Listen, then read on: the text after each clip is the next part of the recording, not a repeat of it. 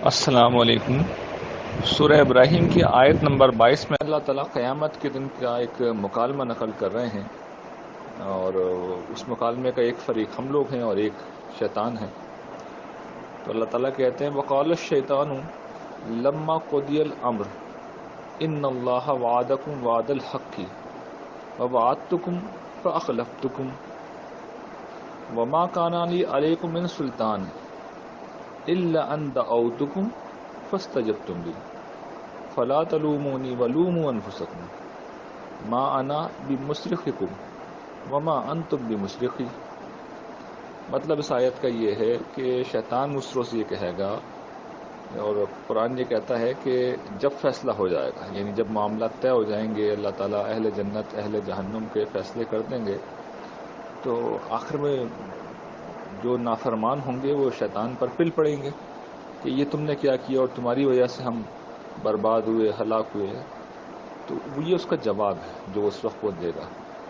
وہ یہ کہے گا کہ بھئی دیکھو، بات یہ ہے کہ اللہ نے تم سے سچا وعدہ کیا تھا، اس نے اپنا وعدہ پورا کر دیا، اور میں نے بھی تم سے وعدہ کیا تھا مگر میں نے اپنا وعدہ پورا نہیں کیا۔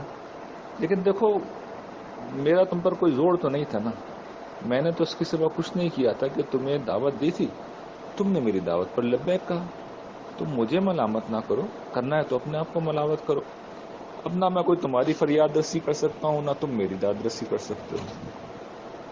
تو یہ آیت اصل میں ایک بڑا ہی المناک پہلو قیامت کے دن کا سامنے لا رہی ہے۔ دیکھیے، شیطان جو وعدے کرتا ہے، قرآن نے آگے واضح کیا ہے کہ ان وعدوں سے مراد اصل میں یہ ہے کہ شیطان اس دنیا کی زندگی کو بہت خوبصورت بنا کے دکھاتا ہے، اور اس دنیا کی خوشیاں، اس کے غم، اس کا پانا، اس کا کھونا اتنا اہم ہو جاتا ہے کہ ہم سب آخرت کو بھولے رہتے ہیں۔ اسی کو قرآن مجید شیطان کے وعدے، شیطان کی تمنائیں، اس کی آرزوئیں، ان سے تعبیر کرتا ہے، اور انہی میں ہم لگے رہتے ہیں۔ میری بیوی، میرا شوہر، میرے بچے، میرا کیریئر، میری جاب، میرا گھر، نیا فیشن، نئے کپڑے، یہ ساری چیزیں انسان انہی میں لگا رہتا ہے، اور انہی میں اپنے سارے وقت کو، اپنے سرمایہ کو ضائع کر دیتا ہے۔ اور جب وہ موت آئے گی تو پتہ ہی چلے گا کہ یہ امیدیں، یہ تمنائیں جس میں ہم الجھائے گئے تھے، یہ تو کچھ بھی نہیں تھی، ہمارے ہاتھ تو کچھ بھی نہیں آیا، ہم تو تنہا کے تنہا رہ گئے۔ ہم مر کے اس حال میں اٹھے ہیں کہ کپڑے بھی نہیں ہیں ہمارے پاس، بالکل ہم تو ایسے کھڑے ہوئے ہیں۔